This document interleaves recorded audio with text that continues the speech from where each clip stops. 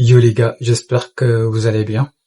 Installez-vous confortablement. Aujourd'hui, on va faire le débriefing de ce match Sénégal-Brésil qui a été intéressant, on va le dire. Intéressant en enseignement et juste ce que j'ai aimé, c'est le Brésil a respecté le Sénégal. Le Brésil, ils sont venus faire le match de leur vie, tu vois. Quand je vois quand ils marquent des buts, sursaute tout ça, moi ça me met, je suis trop content. Je me dis heureusement qu'ils prennent le Sénégal au sérieux, tu vois. Et, et voilà. Je pense que nous, on n'était pas prêts pour ça parce que quand on voit même le classement du coach, il met Sadio Mané ici, on a vu qu'il testait des choses, mais c'est pas grave. C'est comme ça, c'est des matchs.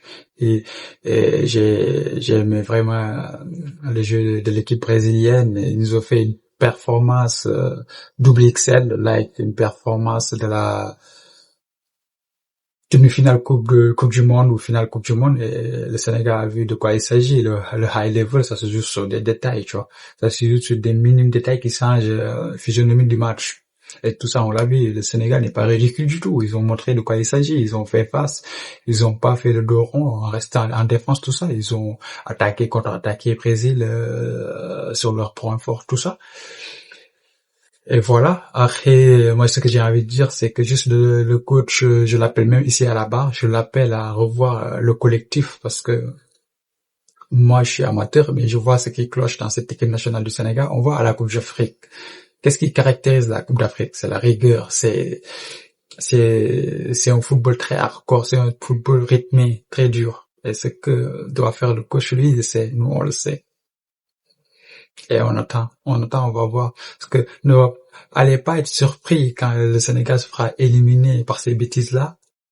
En méchant, on n'est pas vif, on fait pas ce qu'il faut et qu'on nous met deux buts et qu'on doit revenir et qu'on n'y arrive pas. Ne soyez pas surpris. Car la Coupe d'Afrique, ce qui compte, c'est de prendre le minimum de buts et d'être efficace quand on peut.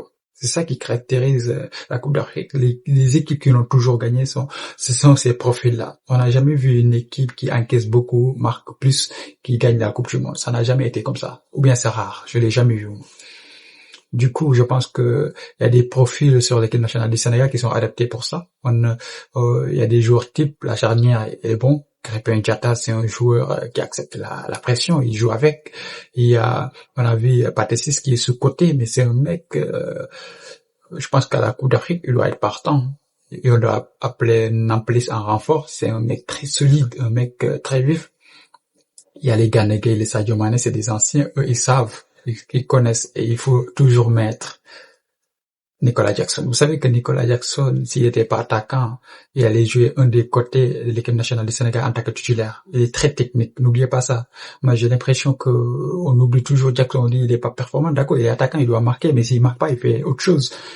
Quand on parle de système défensif, l'attaquant, il joue un grand rôle, c'est lui qui presse les défenseurs pour qu'ils dégagent, et que là, derrière, on récupère.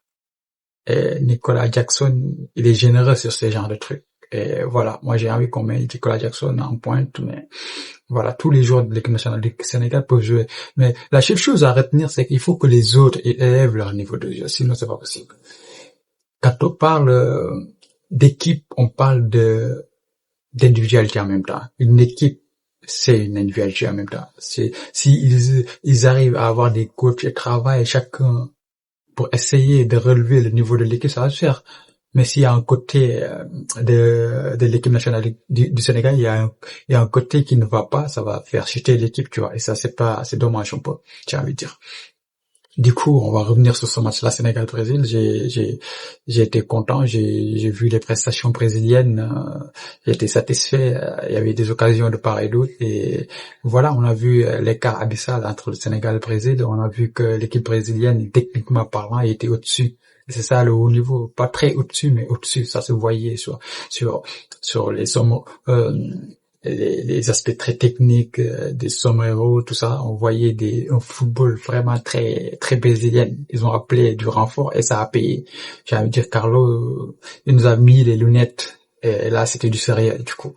Et je pense que le haut niveau c'est ça. Le haut niveau c'est dans les détails que ça se joue. Du coup, le Sénégal pouvait gagner le Brésil comme le Brésil peut gagner le Sénégal.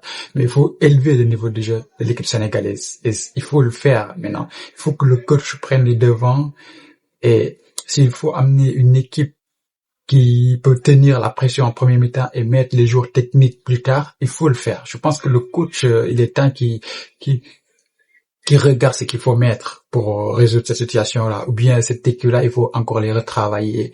Il faut qu'ils retravaillent encore la pression, il faut qu'ils retravaillent encore leur mental, tout ça, pour que ça puisse venir. Parce que là, j'ai un peu peur pour la Coupe d'Afrique. On a une belle équipe, mais si il y a des détails qui ne sont pas là, j'ai peur qu'on n'y arrive pas. Alors qu'on a une très belle équipe, tu vois. Il faut changer. Et ça a toujours été un peu le point faible du Sénégal, même contre Côte d'Ivoire, on l'a vu, c'est ça qui est revenu, mais moins parce qu'à l'UCC, défensivement parlant, c'était cool, mais là, c'est encore plus accentué parce que Pape Thiaw, c'est un pur offensif, tu vois. Et il faut régler cette situation-là, il faut le régler le plus vite possible.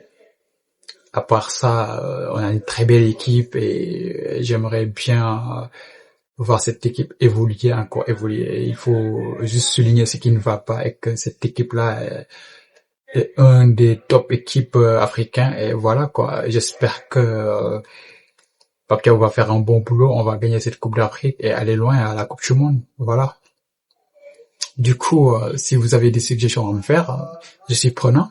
Si vous avez des failles que vous avez vues sur l'équipe nationale du Sénégal, des choses à changer ou des rectificatifs, des choses qui ont été constructives bien, il faut le souligner, il faut le noter. Moi, je suis pour qu'on fait évoluer le football mondial africain, tu vois. Le niveau de jeu, il faut qu'on discute dans des débats constructifs et je suis là pour ça. Et voilà les gars, c'était Ose Microphone, j'étais là. À la prochaine.